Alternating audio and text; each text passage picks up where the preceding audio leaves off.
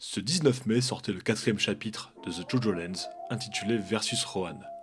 La couverture du chapitre nous montre Jodio dans un schéma de couleur identique à celui de celle du premier chapitre, qui semble avoir capturé Rohan. Le ton nous est ainsi donné. Au début de ce chapitre, Jodio avertit ses camarades que Rohan est un manieur de stand.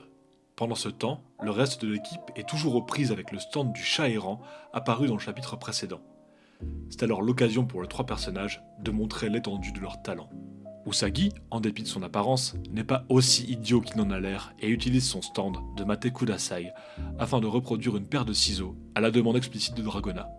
Son stand ne lui permettant de faire apparaître un objet qu'à la condition qu'une autre personne le lui demande. Notons qu'il appelle d'ailleurs Dragona Pink-chan, ce qui laisse toujours planer l'ambiguïté sur le genre du personnage.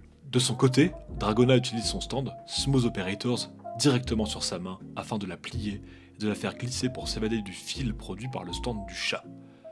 Cela nous confirme bien que Dragona est un personnage très ingénieux qui sait bien se servir de son stand.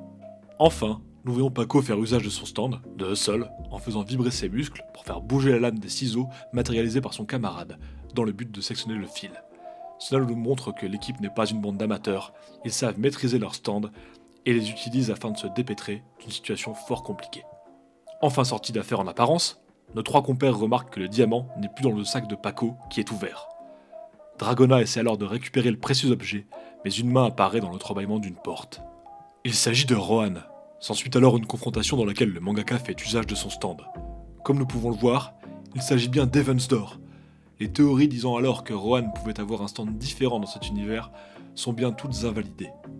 Le Rohan que nous voyons ici en action semble bien expérimenté dans l'art du combat et se montre bien supérieur à notre équipe.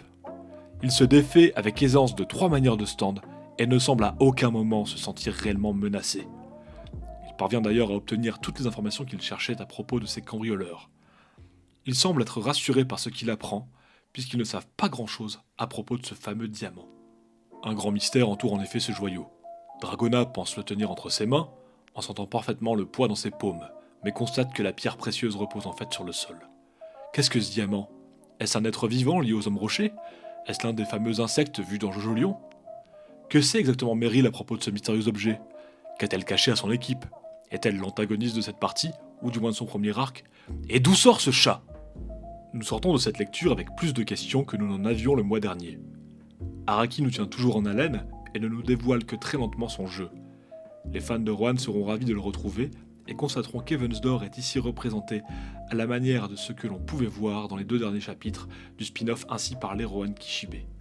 De même, il est fort probable que le choix du diamant comme MacGuffin de ce premier arc n'est pas anodin, renvoyant au titre de la quatrième partie du manga, Diamond is Unbreakable, dans laquelle apparaissait Rohan d'ailleurs aux côtés d'un certain Josuke Higashikata, premier du nom.